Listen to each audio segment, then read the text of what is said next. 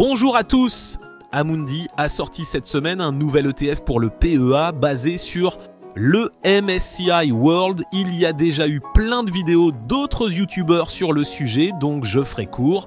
J'investis depuis quelques mois sur l'ETF Monde Concurrent de chez BlackRock. Alors faut-il que je vende tout pour aller en urgence chez Amundi? La réponse courte, c'est non. Pour la réponse longue, on voit ça maintenant. Premièrement, je suis pour l'instant en moins-value, même si hier, le 14 mars, les prix ont commencé à bien remonter. Donc en revendant maintenant, je perdrai les 374 €.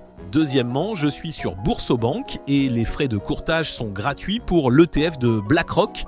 Pour le nouvel ETF Amundi, les frais de courtage ont l'air d'être gratuits ou remboursables sous condition sur d'autres banques en ligne. Troisièmement, on ne connaît pas encore la performance de l'ETF Amundi. Il n'y a pas de raison qu'elle soit très différente des autres ETF Monde. À noter que même si les frais de gestion sur le Amundi sont très légèrement plus faibles que chez BlackRock, 0,2% contre 0,25%, cela ne garantit pas que les performances seront meilleures. Il faudra attendre au moins un an pour voir comment évolue la performance du nouvel ETF.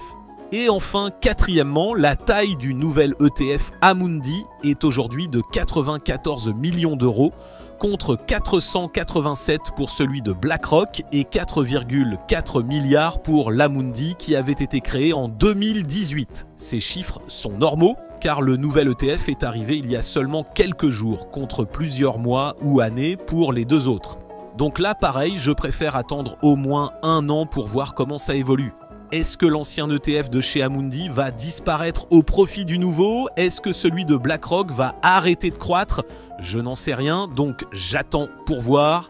Un dernier mot, j'avais choisi l'ETF de BlackRock il y a quelques mois car pour l'instant BlackRock reste le plus gros gestionnaire d'actifs au monde et représente 5 fois Amundi.